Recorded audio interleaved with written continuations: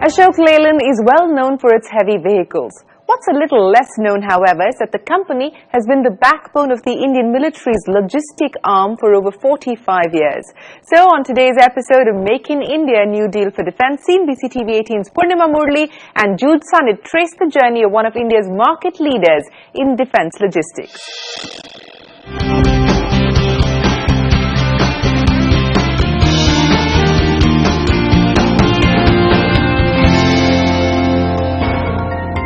This is the Hippo, one of the first beasts of burden commercial vehicle giant Ashok Leyland gave the Indian Armed Forces.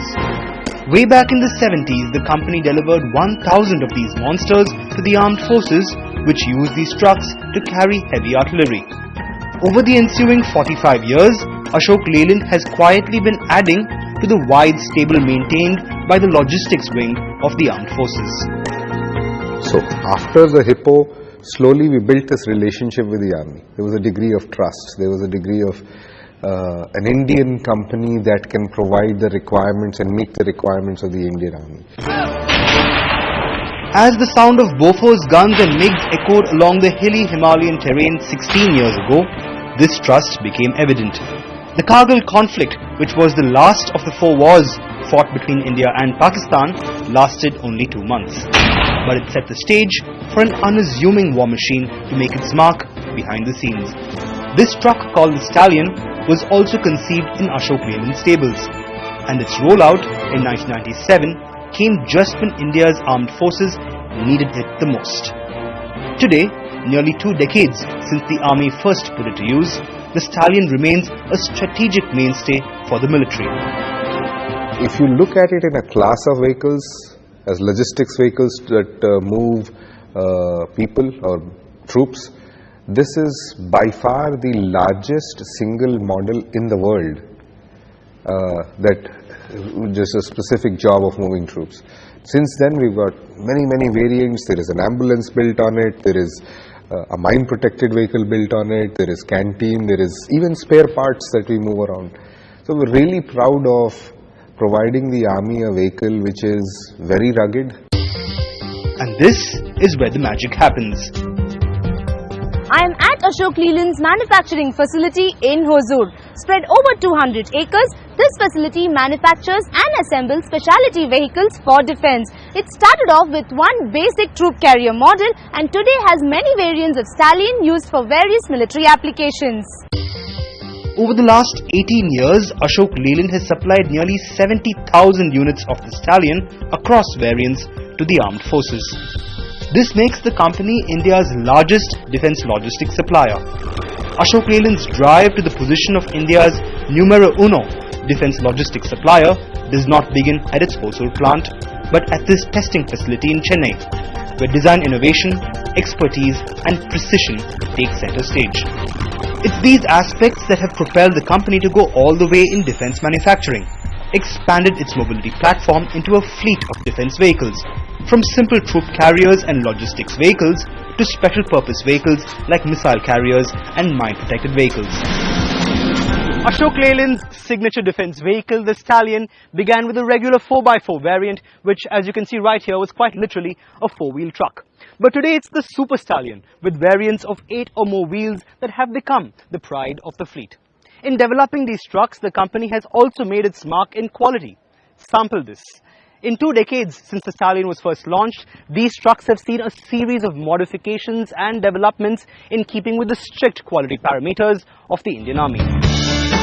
And the Army did not make it easy for the company. The testing procedure of Indian Army is probably one of the toughest. It teaches us a lot. Imagine we run this vehicle in the Himalayas at minus 40 degrees, and in the next day we lock it up and we are supposed to bring it to Jaisalmer and run it at plus 40 degrees, and all we are allowed to do is to change the engine oil, nothing else, and yet you have to pass the test. The prep work to pass these tests begins back in Chennai at this highly secure Ashok Leyland Technical Centre, which lies just outside the city limits. It's right here that these war machines are subjected to conditions that come close to that of a battlefield. From torture tracks to slopes of varying gradients to a helipad-shaped steering facility. But even as the trucks undergo their trial by fire, this team comprising of Ashok Leyland's best engineers is hard at work, hoping to sharpen design and performance. Nothing is off limits. So from designing clutch pedals to complex fuel pumps, every bit of the vehicle design is considered critical and constantly evolving. The army jawans have big boots. So when they ride the clutch, when they put their foot on the clutch, more than a normal driver, the clutch is always down. So we had to adjust the clutch pedal play to make sure that a jawan can ride it better. But Ashok Leyland is fighting another battle within its R&D center. The battle to get greener by developing combat-ready automobiles that also meet stiff emission standards. That explains the company developing the Stallion's inline pump engine, which meets the Army's BS3 emission norms. But nothing is left to chance, and a large part of the company's R&D decision-making is carried out based on customer feedback. Ever since it began making defense vehicles, Ashok Leyland established what it calls model rooms at army depots.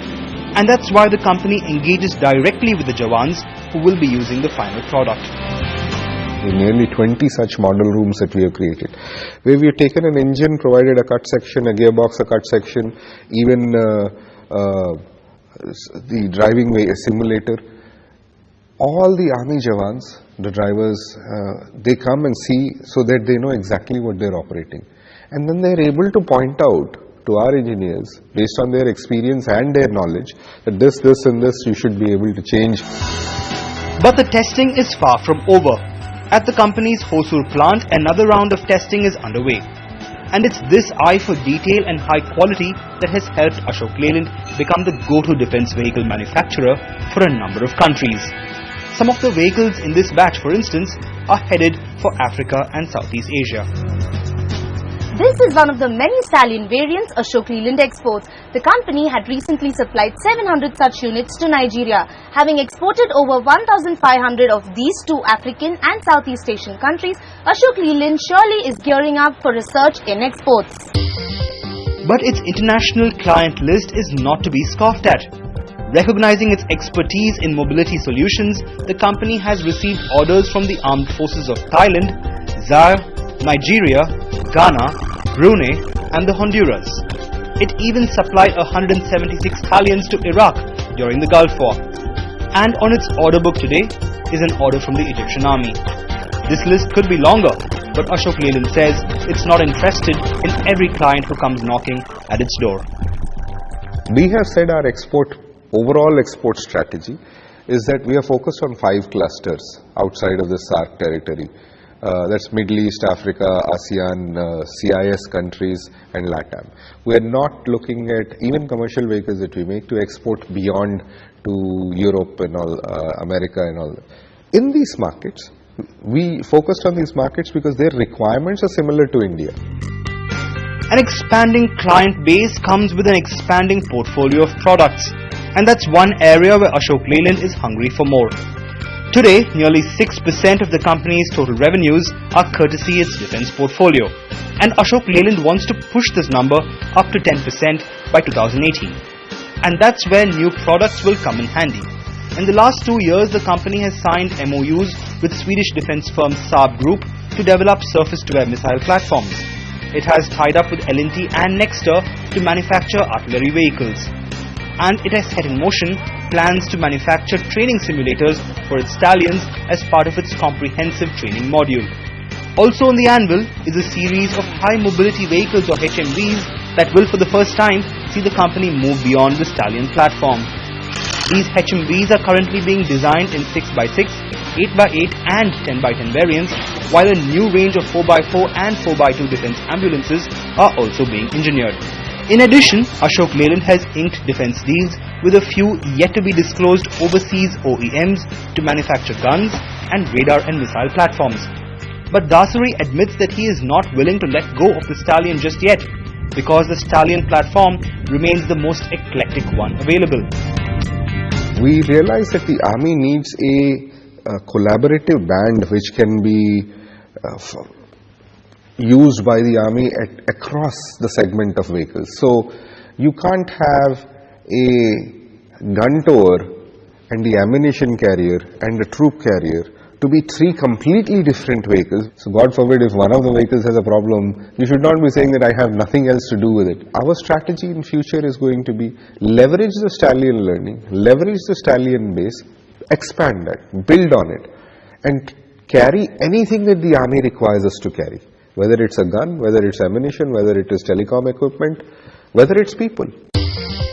This means bigger and bolder vehicles.